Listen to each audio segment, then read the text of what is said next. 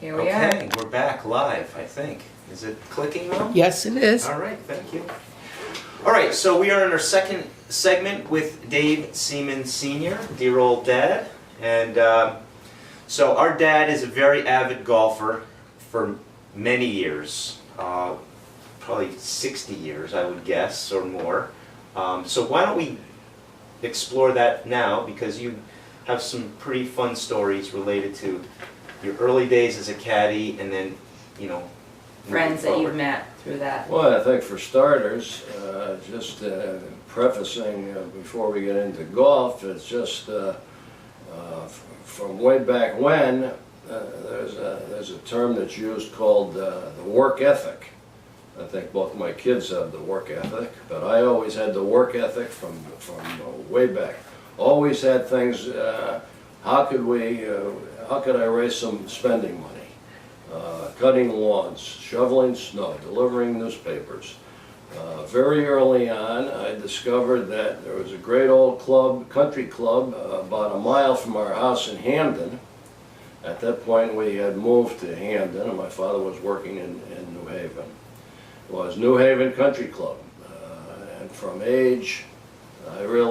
age 10 or 11, all through my teen years, the occupation was caddying. Everybody caddied.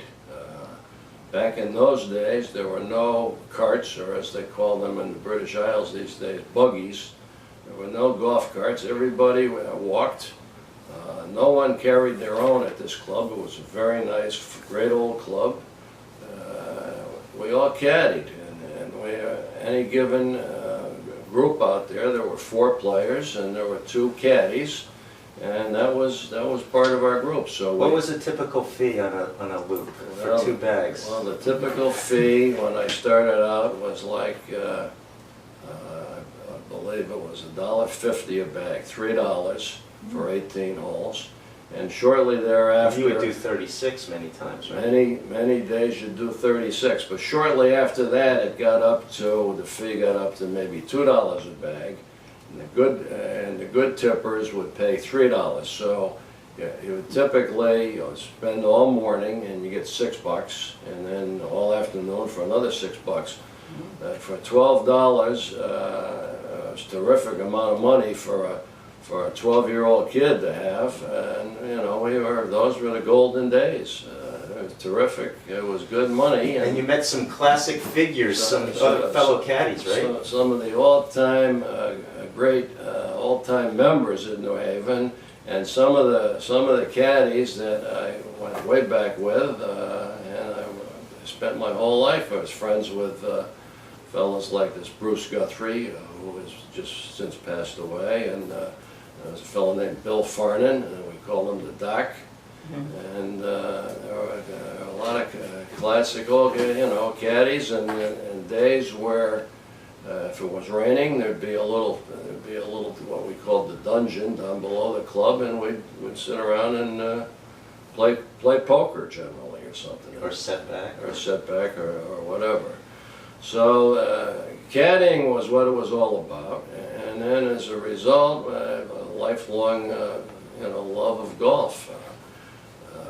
Many of my pals were great golfers. I was just the best I ever was maybe about a 10 handicap, but I thought I was quite competitive. Whatever handicap I had, I liked to compete.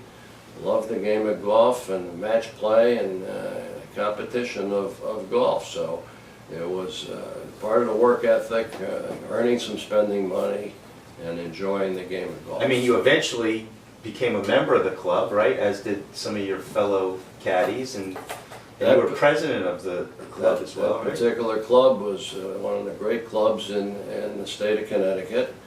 And at a certain point, when I was out in my career, I joined the club. The firm paid for the membership, and I was a member of that club for 45 years. And I was on the board for 6 years, and I was president of that club 1 year. And you won a couple did you win a member and some other of the tournaments? I won all the small-time tournaments at the club, where I was on many boards up there. I'd won all kinds of competitions.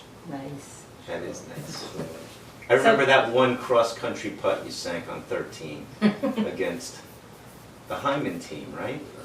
That was one of the great matches. No, A dream. no, it was Hyman and I were partners. That's right, Hyman and you were partners. Were you caddying for them? No, I was watching. And it was a downhill cross-country, and he drained it for the birdie and the win. And there was a good-sized crowd. In those days, those tournaments attracted several hundred people who watched the finals of those matches. I remember watching some of them. So, I think we're going to move on to your college years. Yeah, Providence. How you picked Providence, how you ended up there. Yeah, well, I've, at some point, this was a Catholic school, and as I had indicated earlier, my record was pretty good at Notre Dame High School, so I was, I applied to a few different schools. I forget the different schools. I think I was accepted at most schools that I applied to, and I knew the New Haven area was a sort of a hotbed of people that went to Providence, PC, and I chose that, and it was on my mother's short list because it was a good Catholic school, and it was a great school in those days. We had a great nationally ranked basketball team, and All boys at that time, right? all males at that time at PC. Who was it? John Thompson was the star player there, Frank correct? Thompson was a couple of years behind me, but in my year, He graduated, is it 60? I graduated class of '60. One of the great players was Lenny Wilkins, who became a All-Star Hall of Fame Hall of Fame player, top 50 in the history of basketball. Ended up as an all-time winningest NBA coach. And in those days, the NIT was the championship. It wasn't NIT was the big tournament for us. There was an NCAA tournament, but the NIT was a major tournament, and we won it in a couple of those years during the time that I was there. So how was it having a national championship team? Was there bedlam on the campus? Everyone Oh, it was huge, just, and of course the NIT took place in New York City, and we'd go down, and as a matter of fact, my bride, at the time my girlfriend Betsy, and I would go there together, And I remember Betsy saying you had a car. I always had some kind of, as a matter of fact, she was wrong on the make of the car, but it was close enough. But it was an old Plymouth at the time. Did it have holes in the floor? Definitely had holes in the floorboards. You could see the road, but it ran fine, and it was. I purchased it with some of that money that I had squirreled away with that work ethic. I purchased that car for $200. Drove it for about 4 years, and I got my money's worth for the 200. So can you tell us about your friends in college and your major? Yeah, and your major and what you studied. Well, it was the recommended thing. It was sort of typically, quotes, undecided.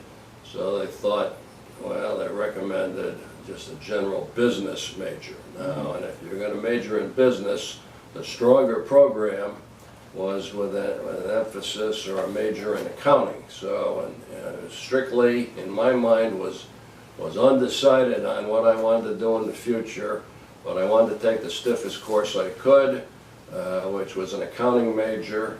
I graduated with an accounting major, and actually I was, I think, in about the top 10% of the class overall. I never had a problem with studies or taking tests.